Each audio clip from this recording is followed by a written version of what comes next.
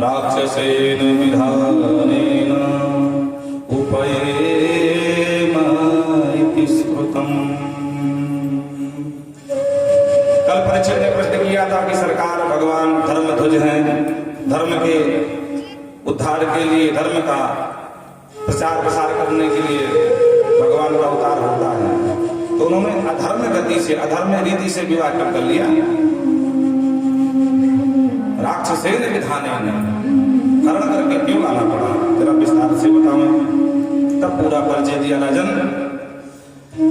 राजासीत भीष्मको नाम विदर्भाधिपतिर्महान्। विदर्भ देश के राजा महाराज भीष्मक, जिनके घर में 5 बेटे हैं, 5 संतानें हैं और एक बिटिया। बिटिया का नाम देवी रुक्मिणी है, सर्वांग सुंदरी। और धीरे धीरे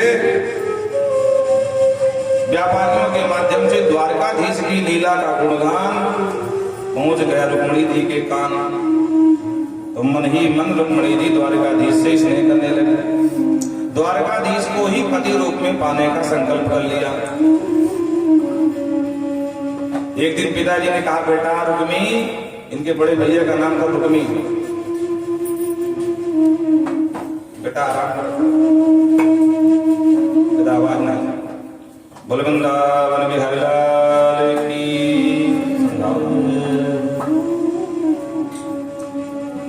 तो पिताजी ने कहा, बेटा आजकल हमने द्वारकाधीश का बड़ा नाम बन रखा है, ऐसा की कोई कमी नहीं, फराकी नंबर है। अब बिटिया भी सयानी हो गई है, तो अगर तेरी इच्छा हो तुम्हारी तो फिर हाथ पीले कर दे उन्हीं के साथ।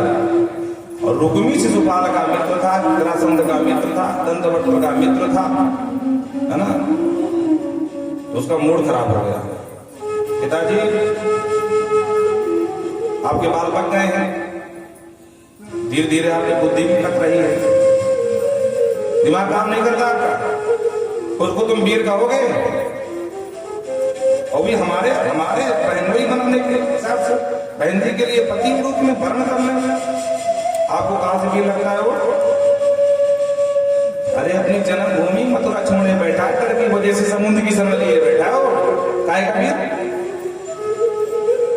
खानदान का कोई पता नहीं है, कोई नंद का बेटा बोले, कोई वसुदेव का बेटा बोले, तो खानदान भी ठीक नहीं है।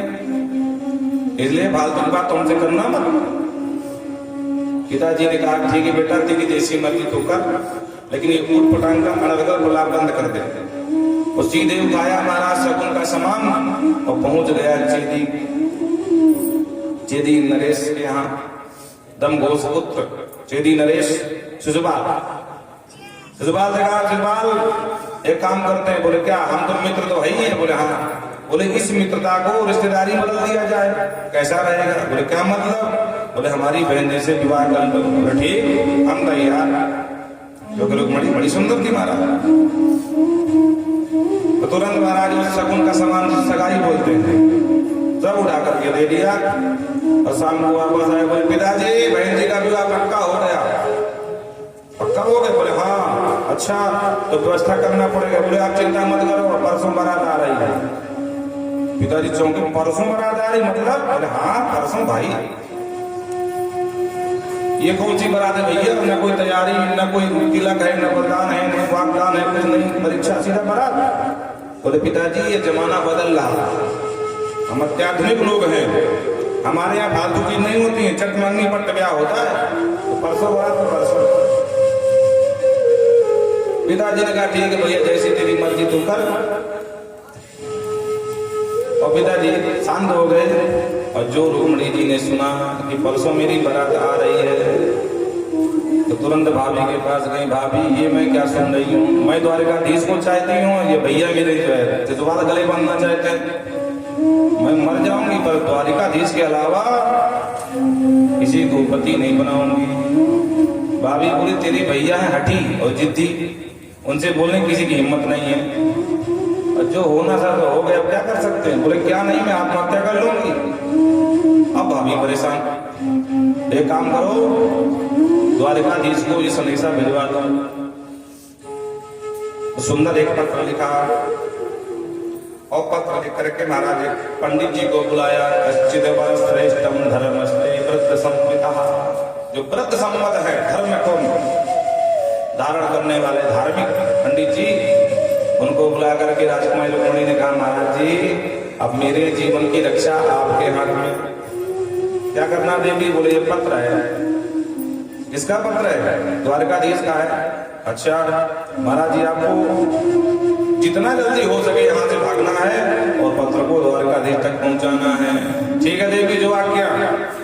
और पंडित जी ने सुंदर सुंदर घोड़े रथ निकाल करके पंडित जी वहां से उड़ान भरे महाराज। बोलो राधे राधे। हाँ, पूर्व काल में विवाह में मध्यस्थ ब्राह्मण ही बनते थे, क्योंकि ब्राह्मणों गति सब घर में होती है, उनके लिए कोई रोक टोक तो होता नहीं है। समाज में दो ही लोग निश्चिंत होते हैं, एक पंडित जी, एक वो जो फोटो कैमरा वाला होता है महाराज। हाँ, उसको भी कोई रोकता नहीं है, वो सीधे वहां तक पहुंच जाता है अत्याधुनिक युग में। बोलो राधे राधे। तो अंदर से बाहर तक उसकी गति होती है। कई बार हम देखते हैं तो हंसी आती है, उसे कोई नहीं पूछता भैया कौन है, कहाँ जा रहा है, वो जानते काम पे जा रहा, भले वो काम पे जाए न जाए वो अलग बात है, लेकिन वो हाथ में उसका जो है वो कैमरा, जहां देखा लोगों ने तहां बस सीधे साइड जाकर जान रही। अभी गजब का क्लोजअप बनाता है हमारा, 2-2 घंटे क्लोजअप बनता है। फालतू में समय की बर्बादी, पैसे की बर्बादी। रूप शकल जैसी वैसे ही होने वाली है, कुछ बदल तो जाएगा नहीं, लेकिन ठीक है जैसा चल रहा चलन परंपरा में। बोलो राधे राधे। तो सीधा पंडित जी उड़े वहां से, तीव्र गति से भागने वाले घोड़े, और सीधे पहुंच गए द्वारिका।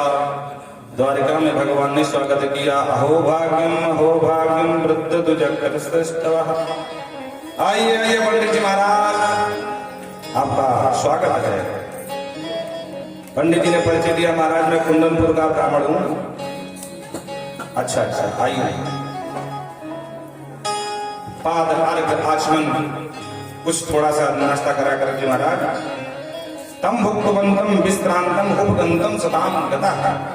रास्ते की थकान मिट गई, थोड़ा भुक्तवंतम हल्का सा जो है स्वल्पाहार कराया, हाथ पैर धुलवाए, तिलक आदि कराया, और मोटा लिफाफा पकड़ाया दक्षिणा वाला। हाँ, क्योंकि पंडित जी के आशीर्वाद लिफाफे में बना हुआ। बोलो राधे राधे। लिफाफा अगर मोटा है तो पंडित जी का आशीर्वाद भी मोटा ही निकलेगा। ब्राह्मण की कमजोरी होती है चरण, कितना बड़ा अपराध कर दो, ब्राह्मण के पैर छू लो बेचारा सब बोल जाता है। बोलो राधे राधे। वो चरण से कमजोर होता है ना। हाँ, बोलो वृंदावन बिहारी लाल की जय। पंडित जी ने कहा महाराज आपका एक पत्र लेकर आया है। तो ठीक है पंडित जी सुनाओ। नहीं नहीं भाई, ये प्राइवेट पत्र है, ऐसे कैसे सुना दें? द्वारकाधीश ने कहा देखो महाराज, हमने आज तक कभी ब्राह्मणों से कुछ नहीं छुपाया, क्योंकि ब्राह्मण ही हमारे आधार है। बोलो राधे राधे।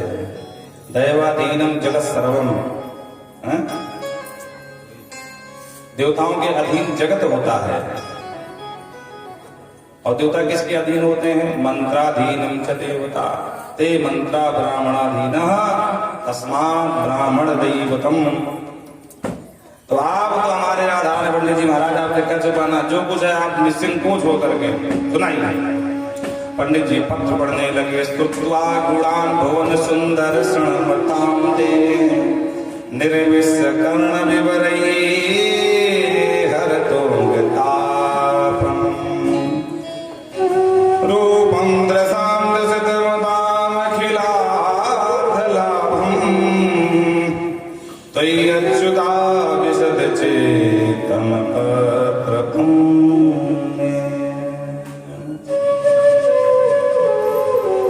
पंडित जी पढ़ रहे महाराज, हे अच्युत, हे त्रिभुवन कमनीय, हे श्याम सुंदर, श्रुत्वा गुणान भुवन, हे त्रिभुवन कमनीय, त्रिभुवन सुंदर, आपके गुण गणों को हमने सुन सुन करके आपका चित्र पत्रम में हमने अपने हृदय में स्थापित कर लिया है। अरे प्रभु, स्थिति ये बन गई है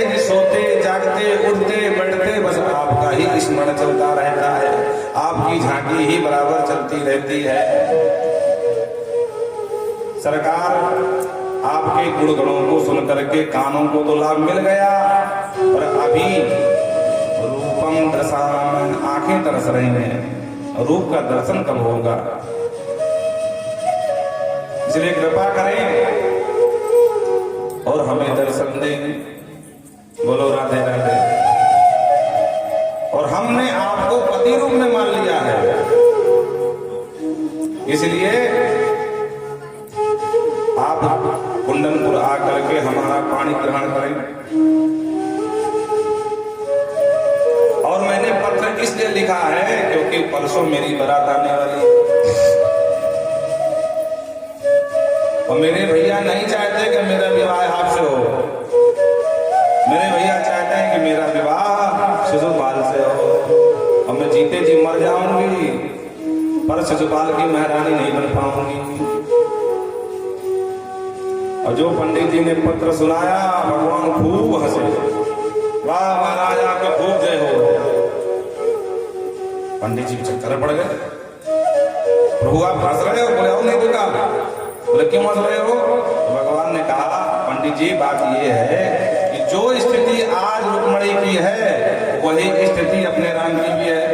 मतलब बोले हाँ, जिन व्यापारियों ने, जिन संतों ने आ जा करके इधर की प्रशंसा उधर सुनाई, उधर की प्रशंसा इधर सुनाई, तो हमने भी मन से रुक्मणी को स्नेह कर रहे हैं। और रुक्मणी के चिंतन में स्थिति ये बन जाती है कि कभी कभी तथाहम तच्चित्तो निद्राम च न लभे ऋषिम, रात भर जागरण चलता महाराज रुक्मणी की याद में। स्थिति ये बन जाती है महाराज। पंडित जी हाथ से बोले महाराज खूब जगराता हो गए, अब जाकर के पानी ग्रहण करो। लेकिन अभी तक रुक्मणी ने इशारा नहीं किया था, तो हम भी कुछ हस्तक्षेप नहीं करना चाहते थे। भाई हम तुम्हारे पीछे पागल बने घूमे और तुम हमको ना पसंद करो तो फालतू में बेइज्जती कौन कराए। लेकिन अब कोई दिक्कत नहीं है, रुक्मणी ने इशारा कर दिया, अब बिल्कुल घबराने की आवश्यकता नहीं है। पंडित जी ने कहा महाराज पत्र में एक बात और लिखी है। बोले क्या? तो सुनाया, अंतः पुरातर मरीचरी मनिहत बंधो तामके मुदमहे कदमित प्रदा पूरे दुरस्तु महती कुलिदे यात्रा यास्या बहिर्नवधोर गिरजा। रुक्मणी लिखती है महाराज कि आपको लड़ने झगड़ने की आवश्यकता नहीं है, सेना लेके आने की भी आवश्यकता नहीं है, चुप ही अकेले चले जाना। और हमारे कुल परंपरा में ये नियम है कि जब किसी बिटिया का विवाह होता है तो गिरजा मुखिया वो देवी मंदिर को गिरजा पूजन हो जाती है। तो गांव के बाहर मंदिर है और हम अपनी सहेलियों के साथ वहीं पे जाएंगे सरकार, और वहीं से लेकर के 9 to 11 हो रहे ना, न लड़ाई का काम, न झगड़े का काम, न सेना का काम, न काहे का काम। बोलो राधे राधे। चुप ही आओ, चुप ही लेके भाग जाओ। बोल वृंदावन बिहारी लाल की जय। भगवान खूब हंसे। वाह देवी जी ने बड़ी अच्छी व्यवस्था कर रखी भाई। चलो पंडित जी आदेश दिया और महाराज तुरंत रथ तैयार हो गया। दारू सका दारू, सबसे अच्छे घोड़े रथ में स्थापित करो। चलो चचाश्वई शैव सुग्रीव मेघ पुष्प पलाह कही है। 4 घोड़े शैव सुग्रीव पुष्प मेघ पलाहक, चारों भगवान के सबसे उत्तम घोड़े हैं। और भगवान आरूढ़ हुए, पंडित जी का रथ बगल बगल से, भगवान का रथ दोनों चले महाराज वहां से। पंडित जी कहते महाराज हमको भी थोड़ा ध्यान दो, हम भी आपके साथ ही हैं, क्योंकि तो पंडित जी का रथ कमजोर है, भगवान का रथ बहुत तेज आगे भाग रहा है। भगवान बोले महाराज जी बात वो नहीं है, कहीं बाराती न पहुंच जाए। पंडित जी ने कहा आप चिंता मत करो, ब्राह्मण है, वर्तमान और काल आने वाला समय हम सब जानते, ज्योतिषी हैं, हमारी ज्योतिष विद्या बता रही है कि विवाह होगा तो आप ही से होगा, आप चिंता मत करो, आप आराम से जाओ। अब भगवान खूब हंसे। बोलो राधे राधे। और इधर भगवान और पंडित जी दोनों पहुंच गए कुंडनपुर। भगवान ने कहा महाराज जी हम सब यही जमेंगे देवी मंदिर में, आप प्रेम से जाओ, हमारा समाचार सुनाओ। अब उधर महाराज आ गई बारात, शिशुपाल के बैंड बाजा सुनाई पड़े कान में। रुक्मणी परेशान, बार बार भाभी के पास, फिर अपने कक्ष में, फिर भाभी के पास, भाभी क्या हुआ होगा, पंडित जी पहुंचे होंगे कि नहीं पहुंचे होंगे, भगवान जाने वो मेरी बात मानेंगे कि नहीं मानेंगे, हमको तो बहुत डर लग रहा है, पता नहीं मेरा जीवन आगे है भी कि नहीं, क्योंकि ये सच्चाई है, अगर भगवान नहीं आए तो ससुराल से तुम्हें ब्याह नहीं करने वाली, मर जाओगे। और इतने में पंडित जी पुराने जमाने में ब्राह्मण या वयोवृद्ध जो भी होते थे तो बड़ी बड़ी मूंछ रखाते थे। हाँ महाराज, मूंछों से ही पहचान होती थी पुरुष। आज भी कुछ लोग लगाते हैं। और पंडित जी की बड़ी बड़ी मूंछ, और जिस समय कोई विशेष कार्य संपन्न हो जाए तो उस समय बाद में मूंछ में ताव देखना एक परंपरा रही। तो पंडित जी एक हाथ में बकुली संभाले महाराज, एक हाथ से मूंछों में ताव देते हुए ऐसे करके मंद मंद मुस्कुराते जो महाराज जी को देखा, रुक्मणी तुरंत समझ गई काम बन गया, दौड़ करके आई और पंडित जी को प्रणाम किया, महाराज जी दंडवत, क्या समाचार लाए हैं? बोले बेटी समाचार नहीं लाया हूं। फिर बोले जिसके लिए समाचार दिया था उसे ही लेके आ गया।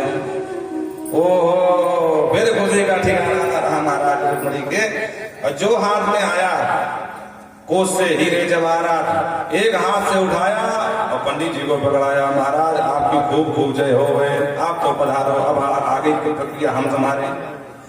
अपनी सखियों से कहा, सखियों चलो देवी पूजन के लिए, और सुंदर कंचन थाल सजाया, छमछम करती हूँ दो चार सखियां साथ में, और पहुंच गई देवी मंदिर में पूजन के लिए और पूजन करने लगी।